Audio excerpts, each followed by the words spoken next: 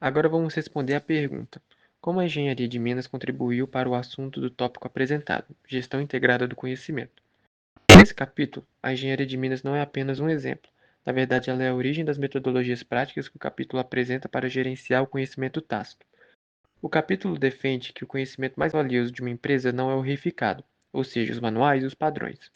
O conhecimento mais valioso é o tácito, a experiência e o julgamento que os profissionais desenvolvem na prática. A engenharia de Minas é o cenário perfeito para provar isso, porque é uma indústria de alto risco, alta variabilidade e altos custos. O manual não pode prever todas as condições de tempo, de geologia ou o som do equipamento prestes a falhar.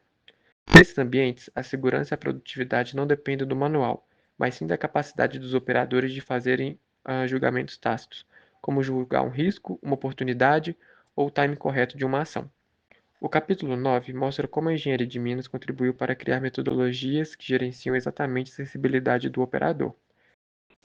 A primeira contribuição aparece na seleção de pessoal. O capítulo responde à pergunta: como contratar alguém com a experiência correta? A solução foi a metodologia de níveis de similaridade, criada a partir do desafio de contratar 1.500 pessoas para uma planta de níquel. O exemplo da mineração é claro.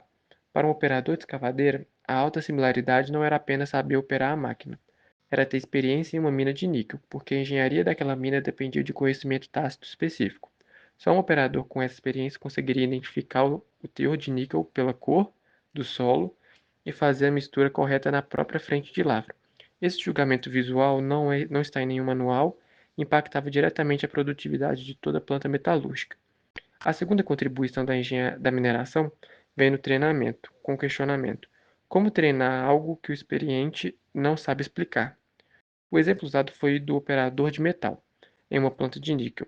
A tarefa dele era saber o momento exato de fechar um forno elétrico de 1500 graus Celsius, e quando perguntado sobre como ele sabia o momento certo de fechar, ele não sabia responder.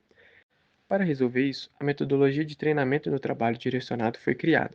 Os pesquisadores analisaram o trabalho e criaram a árvore de julgamentos, que mapeou os critérios utilizados pelo experiente, como a cor do metal, o tipo de fagulha e a fluidez do metal escoando.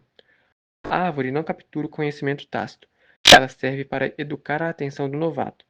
O novato agora sabe o que observar e o expert sabe o que ensinar. Isso acelerou o processo de aprendizado e aumentou drasticamente a segurança da operação. Portanto, a contribuição da engenharia de Minas para esse capítulo é total. Ela fornece os problemas do mundo real que provam que o conhecimento tácito é um alvo crítico. E foi a partir dela que se criaram ferramentas práticas para gerenciar esse conhecimento, impactando diretamente a segurança, a produtividade e a qualidade na indústria. Bom, dando continuidade, agora vamos trazer o lado da engenharia mecânica. Ficou evidente pelo colega, né, que os exemplos da engenharia de Minas mostram a importância do conhecimento tácito na operação. Já na engenharia mecânica, é um exemplo perfeito de como ela é vital no projeto, na fabricação e na manutenção de sistemas. Toda a engenharia mecânica se baseia basicamente no conhecimento reificado, que seria a transformação do conhecimento em algum material físico. A gente consegue pensar, né, por exemplo, CAD, diagramas de engenharia, manutenção, manuais de manutenção, simulações em software, folhas de especificação de materiais. Todos esses são alguns exemplos que a gente tem de conhecimento reificado. Porém, a gente vê no decorrer do texto que esse conhecimento é inútil ou até perigoso se a gente não tiver o conhecimento tácito suficiente para aplicá-lo. E é aqui que a gente vai, que a engenharia mecânica se sobressai e nós vamos tratar alguns exemplos. O primeiro exemplo que a gente pensou, elaborou, é em relação à contribuição da manufatura. Por exemplo, se a gente pensa num mecânico de usinagem experiente, o manual pode dar a ele uma velocidade de corte e o material da ferramenta. Porém, é apenas o conhecimento tácito somado a esse conhecimento, que seria a habilidade incorporada no corpo, que permite ouvir o som do torno e saber se a ferramenta está cega, por exemplo. É o feeling de sentir a vibração da máquina e saber se a máquina está presa, se a peça está presa. Nenhum manual vai explicar como é que você tem esse feeling, como é que você tem esse tato. É uma habilidade tácita desenvolvida a partir da prática, da experiência. Outro exemplo que a gente pode ter é no campo do projeto. Por exemplo, um engenheiro mecânico júnior, ele pode até usar um software para simular a peça, que seria o conhecimento reificado. Porém, o software chega e avalia como aprovado. Entretanto, chega um engenheiro sênior com todo o seu conhecimento, toda a sua bagagem e analisa que a simulação até passou, porém o design, né, o projeto, vai gerar um ponto de fadiga bem aqui. Esse tipo de habilidade, né, de antecipar um problema, ou entender o funcionamento melhor aplicado, o software não é capaz de fazer isso. Ou seja, a gente precisa da experiência de um profissional, que seria o conhecimento tácito, justamente para saber se o software, que é o conhecimento reificado, está correto. Por fim, um último exemplo que a gente pensou também foi uma contribuição na parte da manutenção. Esse é o melhor exemplo que a gente conseguiu pensar. Por exemplo, a gente tem uma bomba crítica que falhou numa planta industrial. O conhecimento reificado do manual de manutenção diz: se a bomba falhar, verifica os itens 1, 2 e 3. Porém, é o conhecimento tácito do engenheiro de manutenção que ignora, coloca a mão na carcaça da bomba e diz: a vibração não é do motor, mas sim de um outro componente, por exemplo, o rolamento, por causa de um som, né, do rolamento, por exemplo. Dessa forma, o profissional conseguiu usar o seu julgamento de relevância para saber o que está errado. Esses seriam alguns exemplos. Bom, a partir desses três exemplos, a gente consegue notar, né, como é relevante na engenharia mecânica essa somatória entre conhecimento tácito e conhecimento reificado.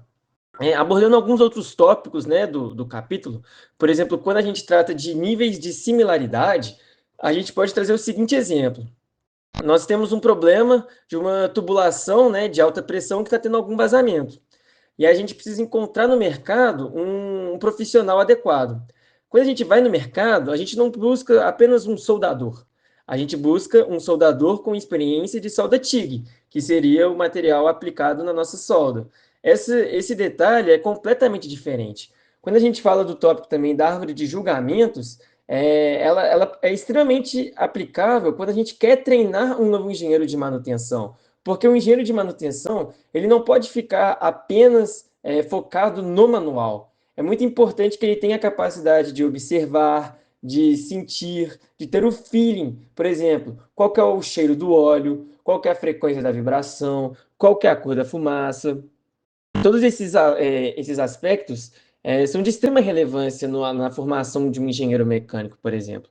Então, para concluir, né, fazendo um resumo, a gente mostra que a engenharia mecânica é a área mais exata e baseada em cálculos, que diferenciam de um grande engenheiro e um técnico mediano, que é o conhecimento tácito.